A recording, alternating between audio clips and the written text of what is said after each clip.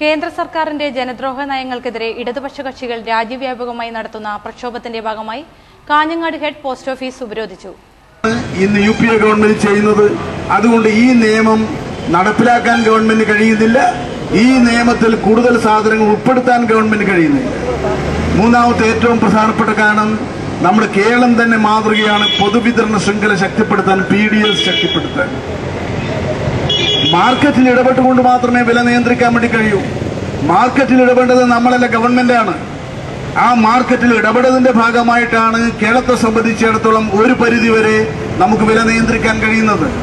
നമ്മുടെ PDS system, നമ്മുടെ consumer fed, നമ്മുടെ സിവിൽ സപ്ലൈസ് കോർപ്പറേഷൻ, നമ്മുടെ ബാങ്കുകൾ, നീതി സ്റ്റോറുകൾ, റേഷൻ ഷാപ്പുകൾ ഇന്ത്യയിൽ മറ്റൊരു സംസ്ഥാനത്തിലും കാണാൻ കഴിയാത്ത നിലയിൽ വളരെ വിപുലമായ ഒരു ഭക്ഷ്യ സാധനങ്ങൾ കൊടുക്കാനുള്ള പൊതുവിതരണ ശൃംഖലയാണ് കേരളത്തിലുള്ളത്. ഞാൻ ഓർക്കുകയാണ്, സഖാവ് നായനാർ മുഖ്യമന്ത്രിയായിരിക്കുമ്പോൾ, സഖാവ് ചന്ദ്രശേഖരൻ നായർ ഭക്ഷ്യ സിവിൽ സപ്ലൈസ് മിനിസ്റ്റർ ആയിരിക്കുമ്പോൾ ഡൽഹിയിൽ പോയ സമയത്ത് നായനാരോട് ചോദിച്ചു, എങ്ങനെയാണ് മിസ്റ്റർ നായനാർ നിങ്ങൾക്ക് വില നിയന്ത്രിക്കാൻ കഴിയുന്നത്? കേരളത്തിൽ പഞ്ചസാരക്ക് വില കയറിയിട്ടില്ല, ഗോതമ്പിന് വില കയറിയിട്ടില്ല, അരിക്ക് വില കയറിയിട്ടില്ല.